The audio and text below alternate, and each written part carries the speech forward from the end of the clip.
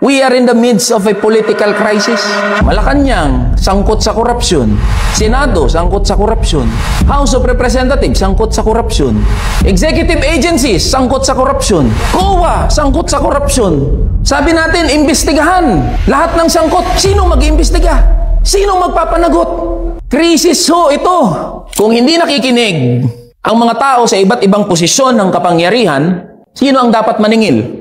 Kaumbayan, mga manggagawa, mga ordinaryong Pilipino. Dahil tayo mismo ang naglagay sa mga taong yan sa iba't ibang posisyon ng kapangyarihan. Kaya ang hamon sa atin bilang mga manggagawa, una ay organisahin ang ating sarili. Kailangan maintindihan ng bawat isa sa atin yung kapangyarihang taglay ng mga manggagawa.